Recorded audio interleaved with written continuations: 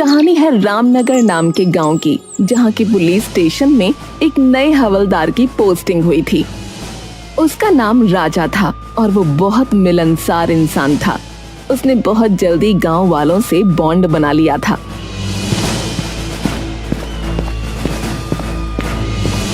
अरे मुखिया जी प्रणाम, क्या हाल चाल है आपका? अरे बस सब बढ़िया हवलदार जी, भोलेनाथ की कृपा है। वैसे भी सावन के महीने में हम थोड़े ज्यादा ही प्रसन्न रहते हैं। अरे ये बात तो सही कही आपने, सावन का महीना सबसे अलग होता है। चारों तरफ हरियाली और भोलेनाथ की भक्ति, ऐसे में जो दिन कटते हैं उसका कोई जोड़ ही नहीं है। बिल्कुल सही कहा हवलदार साहब। अरे मेरा नाम राजा है मुखिया जी, आप हवलदार क्यों कहते रहते हैं हमेशा? अरे तो मेरा नाम भी रामलाल है, लेकिन आप भी तो हमें मुखिया मुखिया कहते रहते हैं कि नहीं? ओहो, तो आप बदला ले रहे हैं? अरे नहीं नहीं, ऐसी बात नहीं है। हम बदला नहीं, मौज लेते हैं, मौज है।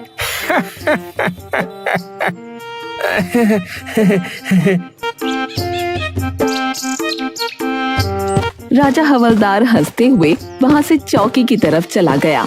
रामनगर के सभी बाशिंदों के बीच में ऐसे ही तालमेल बैठा हुआ था। वो गांव एक परिवार के जैसा था। सीमा खाना दे दो, फिर मैं खेत पर जाऊं। हाँ ये लीजिए, आपने कहा और खाना तैयार है। हाँ, तुम ना होती तो मेरा क्या होता। मैं खिला देती। अरे शांति चाची, आओ आओ, कैसी हो? मैं तो अच्छी हूँ, बस तुमसे बात करने आई हूँ। ये पवन खेत पर चला जाए फिर बात करूंगी। है? क्यों?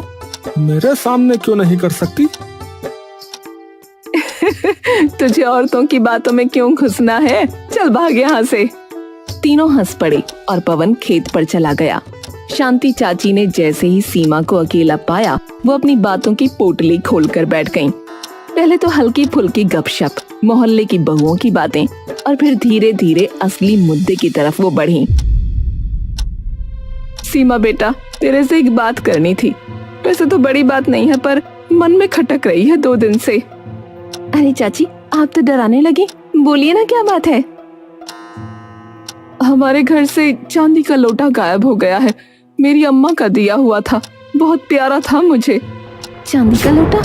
अरे आपने शायद किसी को दे दिया होगा इस्तेमाल के लिए। चांदी का लोटा भला किसी को क्यों दूंगी?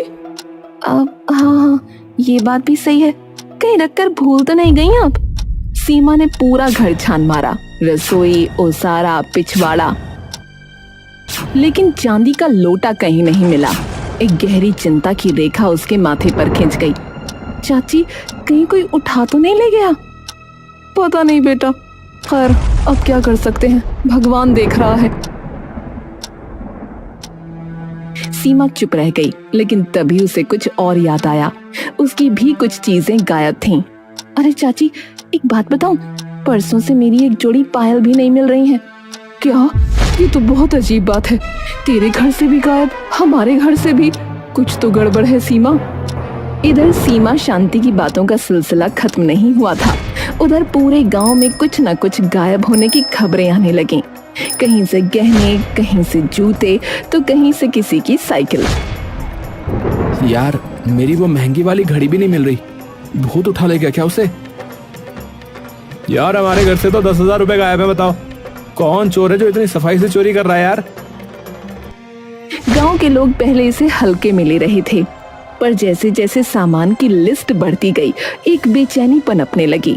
फिर अगली सुबह, पवन, मेरी अंगूठी, मेरी सगाई की अंगूठी कल रात अलमारी में रखी थी, अब नहीं है।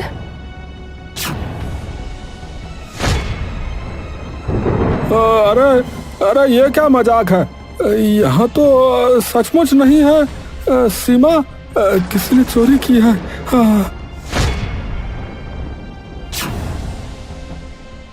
शोर मच गया, गांव के लोग जमा हो गए। सभी के चेहरों पर डर और चिंता साफ झलक रही थी। इतने शांत गांव में ऐसी घटनाएं ये तो अपशकुन जैसा लगने लगा।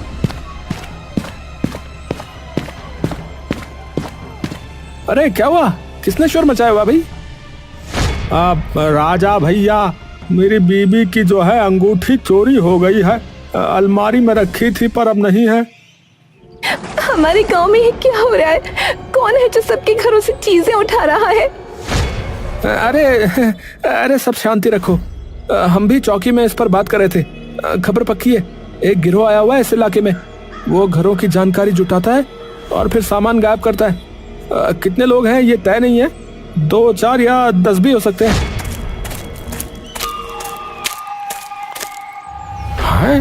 अरे हमारे गांव में तो कभी ताला भी नहीं लगता था दरवाजों पर, अब तो दिन में भी डर लगने लगा है भाई।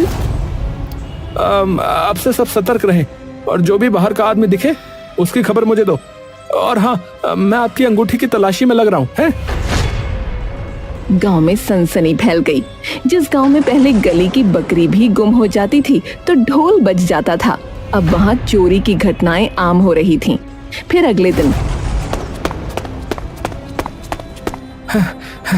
अरे अरे किसने तो मेरी बाइक ही गायब कर दी। रात में बरामदे में खड़ी थी, सुबह देखा तो नहीं है। क्या क्या हाँ, क्या कह रहा है भैया? हाँ क्या करो भैया? अरे भैया अब तो हद हो गई है, ये तो बड़ा मामला हो गया। हाँ भैया सही कह रहे, हद हो गई ये तो। हाँ भैया सही कह रहे। ये कोई साधारण चोर नहीं हो सकता, कोई है जो हमारे बीच ही रह रहा है। जब पूरा रामनगर चोरी की घटनाओं से परेशान था, उसी समय शाम के समय एक चमचमाती कार गांव के बाहर की टूटी सड़क पर अटक गई। ड्राइविंग सीट से उतरा एक सफेद कमीज और काले चश्मे वाला व्यक्ति, बाल थोड़े बिखरे हुए, चाल में शहरी रौब और चेहरे पर मासूम मुस्कान। हेलो, कोई है? गाड़ी बंद हो गई है, प्लीज कोई मदद करेगा? कुछ ही देर में गांव के मुखिया रामलाल वहां पहुंचे। अरे कौन हो बेटा, कहाँ से आए हो? नमस्ते, मेरा नाम सूरज है। शहर से आ रहा था कि अचानक गाड़ी बंद हो गई। रात होने वाली है।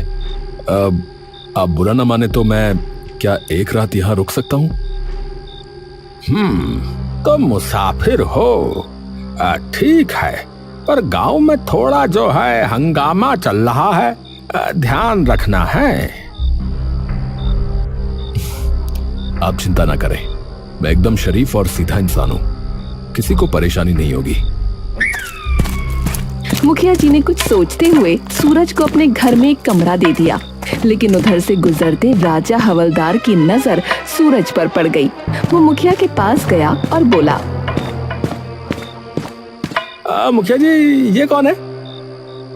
अरे है कोई मुसाफिर, सूरज नाम बता रहा है। कह रहा है कि गाड़ी खराब हो गई, एक रात के लिए रुकने को कहा है। सावधान रहिएगा। है जब से चोरी शुरू हुई है तब से कोई नया आदमी गांव में नहीं आया था, अब आया है, इस पर नजर रखिएगा। हाँ समझ गया, अब ये मेरी नजर में है। सूरज मुखिया जी के घर में रुक गया, लेकिन अगली सुबह अपनी कार ठीक कराने की बजाय गांव में इत्मीनान से घूम रहा था। न हाथ में कोई औजार, न गाड़ी की फिक्र, जैसे वो गांव का सैलानी हो, न कि कोई राह भटका यात्री। अरे देखा, वो सूरज यार, ये वही मुसाफिर है जो मुखिया जी के यहाँ पर रुका हुआ है। ऐसे घूम रहा है जैसे नानी के घर आया हो। इसको कोई जल्दी नहीं है कार ठीक करवाने की, अजीब है। खबर आई कि बीती रात एक घर से मोबाइल चोरी हो गया। है? किसका मोबाइल गया? अरे मेरा, अरे चार्ज पर लगाया था, सोचा था कि रात को जो है चुनिया से बात करूंगा, लेकिन सुबह देखा तो गायब मिला भैया। अरे बेटा सूरज, तुम गांव में ऐसे मस्ती से क्यों घूम रहे हो भाई? तुम्हारी गाड़ी कब ठीक होगी? अरे मुखिया जी, पहली बार किसी गांव में आया हूं, थोड़ा एक्सप्लोर करना चाहता हूं। बहुत सुंदर गांव है आपका, शांति, हरियाली और हाँ अपनापन भी। सुंदर तो है, पर तुम जो है अपनी गाड़ी पर ध्यान दो, वो ज्यादा जरूरी है। सूरज ने मुस्कुराते हुए सिर हिलाया, लेकिन गांव के लोगों की आंखों में अब संदेह गहरा होने लगा था। और फिर रात के समय चौपाल पर पता नहीं क्या हो रहा है यहाँ पर। चौकी में भी यही बात चल रही है, लेकिन कोई सबूत ही नहीं मिलता। बेटा जल्दी कुछ करो। किस बात की चर्चा हो रही है? आप लोग इतने तनाव में क्यों हैं? अरे तुम्हें नहीं पता है, गांव में एक के बाद एक चोरी हो रही है, चप्पल से लेके मोबाइल तक, और अब तो अंगूठी और बाइक भी। ओहो, बहुत बुरा हुआ। तो फिर जल्दी ही मुझे यहां से निकल जाना चाहिए। मैं आज ही मैकेनिक ढूंढता हूं। पर उस दिन भी सूरज ने ना तो किसी मैकेनिक से बात की और ना ही खुद गाड़ी खोलने की कोशिश की। वो बस मुस्कुराता रहा, टहलता रहा। फिर उसी रात पवन को नींद नहीं आ रही थी, उसे कुछ बेचैनी सी हो रही थी। तभी उसने देखा कि कोई एक परछाई गलियों में घूम रही है। अरे ये कौन है? इतनी रात गए। पवन ने चप्पलें पहनी और चुपचाप उसका पीछा किया। परछाई ने मोड़ लिया। पवन ने आंखें गड़ा दी। सूरज? वो सूरज ही था, मुसाफिर जो अब गांव की गलियों में रातों में भटकता रहता था। पवन ने कुछ नहीं कहा, बस वापस लौट आया। और सुबह होते ही राजा से मिलने पहुंचा। राजा भैया, मैंने जो है सूरज को रात में गलियों में घूमते हुए देखा। हाँ, जरूर कोई गड़बड़ है। हाँ। मैं भी जागा हुआ था कल रात। मैंने उसे पेड़ पर चढ़ते हुए देखा। सोच रहा था कि देखूं वो कर क्या रहा है, पर कुछ समझ में नहीं आया। राजा और पवन अब सीरियस हो चुके थे। गांव में सूरज के रहस्य को सुलझाना जरूरी हो गया था। बस अब बहुत हो गया, चलो उसकी गाड़ी चेक करते हैं। गांव के लोग सूरज की गाड़ी की ओर बढ़े, पर जब दरवाजा खोलने की कोशिश की तो वो लॉक थी। अरे खोलो खोलो, अरे भैया देखना है कि इसके अंदर क्या छुपा है। हाँ। अरे अरे अरे, क्या कर रहे हैं आप लोग? ये मेरी गाड़ी है भाई। देखो भाई, तुम्हारी गाड़ी 2 दिन से यहाँ पर खड़ी है, ना मैकेनिक को बुलाया तुमने, ना ही कुछ किया इस पे। अब बताओ तुम कब जा रहे हो? मैंने गांव के बाहर वाले मैकेनिक को दिखाया था, पर उसे कुछ समझ में नहीं आ रहा है। तो अब मैं अपना आदमी भेजता हूँ, वो सही करवा देगा। अब और नहीं रुकोगे तुम? हाँ ठीक है, बस एक रात और, सुबह निकल जाऊंगा। ठीक है। फिर एक रात आई। पवन और राजा अब चुपचाप निगरानी कर रहे थे। तभी देखा कि एक परछाई फिर किसी के घर में घुस गई। अरे भैया, वो रहा चोर, यही मौका है, चलो। दोनों दबे पांव उस घर की ओर गए, झटके से दरवाजा खोला और पकड़ लिया उस परछाई को। अरे पकड़ लिया, पकड़ लिया, पकड़ लिया। अब बता, कौन है तू? कौन है तू? सूरज ही है ना? मुंह दिखा जरा अपना। लेकिन वो सूरज नहीं था, बल्कि शांति का बेटा गौरव था। अरे रे, अरे मैं अपनी गर्लफ्रेंड से मिलने आया था। घर में वो अकेली थी, इसलिए। प्लीज हमारे माँ बाप को मत बताना, हमारी जान चली जाएगी। अरे ओहो, चोरी नहीं इश्क हो रहा था यहाँ तो है। अरे मोरी मैया, इस गांव में अब प्यार भी चोरी जैसा हो गया है। चलो बच्चों, इस बार बच गए, लेकिन अगली बार सीधे पंचायत में मुलाकात होगी। पवन और राजा उस मोहब्बत की गलती वाले घर से हंसते हुए बाहर निकले ही थे कि अचानक राजा की नजर एक खंभे की ओर गई। चौंक कर उसने पवन की बाह पकड़ी। अरे पवन, वो देख, खंभे पर फिर वही। अबे सूरज कहीं के, अरे ये फिर चढ़ गया। अबे ओ मुसाफिर, नीचे उतर। सूरज सकपकाया, जैसे चोर रंगे हाथ पकड़ा गया हो। फौरन नीचे उतरा। अबे कभी पेड़ पे कभी खंबे पे, हैं? क्या खोज रहे हो ऊपर ऊपर, हैं? अरे कुछ नहीं, वो क्या है ना कि नींद नहीं आती तो बस ऐसे ही टहलता रहता हूँ, और थोड़ी ऊंचाई से गांव को देखना बड़ा अच्छा लगता है मुझे। है? रात में पेड़ों पर चढ़ाई? ये कोई योग साधना चल रही है क्या? बस बहुत हो गया, चलो मुखिया जी के पास चलो। दोनों से लेकर मुखिया के पास पहुंचे। मुखिया जी, ये जो आपके यहाँ रुका है, आपको पता भी नहीं चलता कि ये कब घर से गायब हो जाता है। अभी खंबे पे था, कल पेड़ पे था। अब जो है इसे घर में बंद करके रखिए। हाँ, जब तक इसकी गाड़ी ठीक ना हो जाए ये बाहर नहीं निकलेगा। ठीक है, जब तक गाड़ी सही नहीं होती ये मेरे घर में ही रहेगा। राजा और पवन जाने को ही थे कि राजा एकदम से रुक गया। रुको, मुझे अब इस मुसाफिर पर एक कौड़ी का भी भरोसा नहीं रहा, और मुझे लगता है कि इसकी गाड़ी भी एकदम सही है। चलो देख लेते हैं। सूरज के चेहरे पर हल्की घबराहट थी। राजा और पवन उसके साथ गाड़ी के पास पहुंचे। सुबह लगभग हो चुकी थी। हाँ भाई, चाबी निकालो और चलाओ इसे। पर मैंने बताया था ना कि अरे भाई चलाओ इसे। राजा ने चाबी घुमाई और इंजन एक झटके में स्टार्ट हो गया। देखा, अरे हम नहीं कह रहे थे, इसकी गाड़ी एकदम सही है। अब पुलिस आएगी और तेरा तमाशा यहीं खत्म होगा। अरे रुको रुको भाई, सिर्फ इतना ही काफी नहीं है इसे चोर साबित करने के लिए। मैं कहता हूँ कि एक दिन और रुक के देखना चाहिए। अगर ये चोर नहीं निकला तो हमारा गांव बदनाम हो जाएगा। मैं चोर हूं ही नहीं, चाहो तो मेरी तलाशी ले लो भाई। अरे तो चुप रह। और मुखिया जी, ये आदमी यहाँ झूठ बोल रहा है। गाड़ी ठीक है फिर भी ठहरा हुआ है, ये चोरी से कम नहीं है।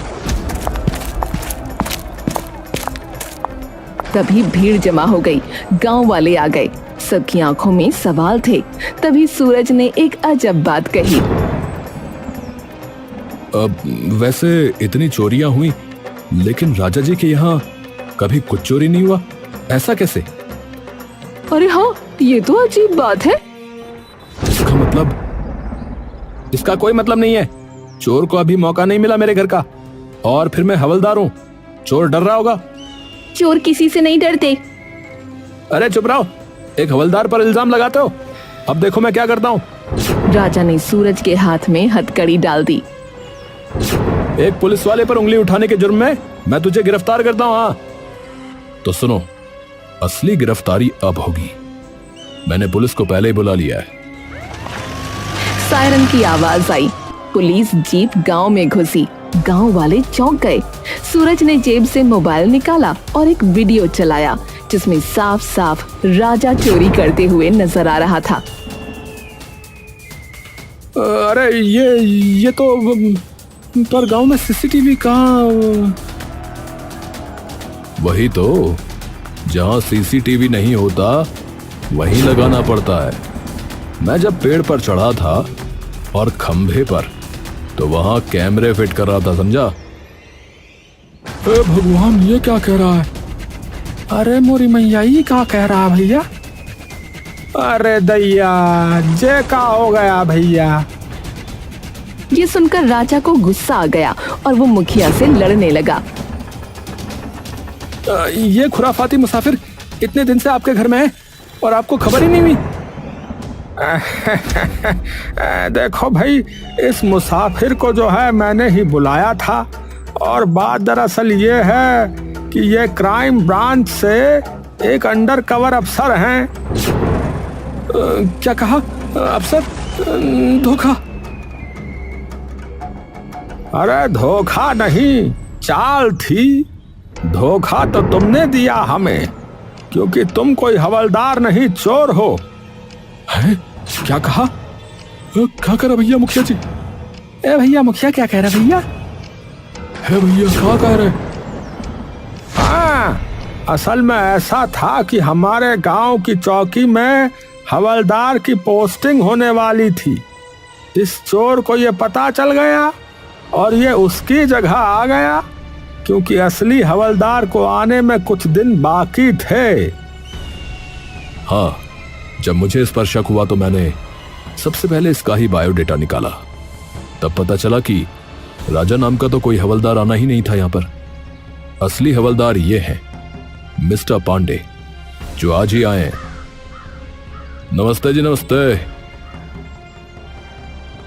राजा ने भागने की कोशिश की, लेकिन पुलिस ने उसे पकड़कर हथकड़ी लगा दी। माफ कर दो, मुझसे गलती हो गई। मेरे ऊपर बहुत कर्जा हो गया था, इसीलिए ये करना पड़ा। अरे गलती? अरे भैया, हमें लूट लिया और कह रहे हो गलती? अरे शर्म करो भैया, शर्म करो। अरे भैया, कौन सी गलती, कैसी गलती है, क्या कह रहे हो तुम? साले कूट देंगे बता रहे। तलाशी लो, राजा के घर की तलाशी लो। राजा के घर से चोरी का सारा सामान मिल गया।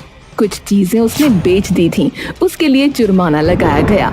सूरज ने हर एक पीड़ित को उनका सामान लौटाया। हम सब सूरज जी के आभारी हैं। बिल्कुल, मुसाफिर बनकर आए और रक्षक बन गए। हम सोच भी नहीं सकते थे कि राजा ही चोर निकलेगा।